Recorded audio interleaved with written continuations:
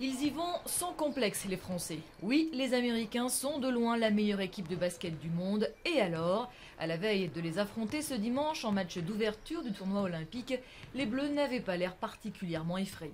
C'est le meilleur joueur du monde dans une même équipe, et 12 joueurs NBA, donc ça va être très impressionnant de les jouer. Mais bon, nous personnellement, on a beaucoup de joueurs aussi qui jouent aux États-Unis contre eux quasiment tout le temps, donc on n'est pas impressionné, mais on le respecte beaucoup. Sur les 12 joueurs de l'équipe de France présents à Londres, ils sont 8 à jouer, à avoir joué ou à s'apprêter à jouer en NBA. Nicolas Batum vient de signer un contrat en or avec Portland, alors que Boris Dio a rejoint cette saison Tony Parker à San Antonio. C'est un petit peu un avantage pour moi-même et mes coéquipiers qui jouent contre eux au jour le jour aux États-Unis. La seule différence, c'est que d'habitude, on les joue un par un, et c'est la star de leur équipe. Et là, ils sont tous ensemble, réunis, et donc c'est un petit peu plus compliqué.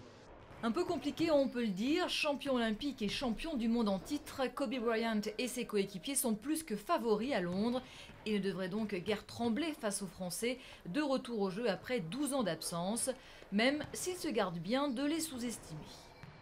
C'est vraiment une bonne équipe, très équilibrée, agressive, qui n'hésite pas à attaquer sur les bords et pendant les phases de transition. Donc ce sera un jeu intéressant pour nous.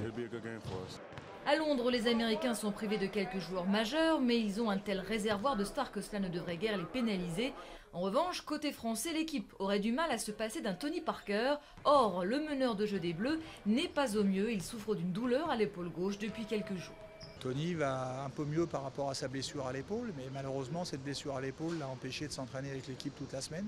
Il a repris qu'aujourd'hui, donc voilà, la situation par rapport à la semaine passée s'est peu améliorée, mais donc on va compter sur le tournoi pour qu'il progresse et s'améliore de match en match.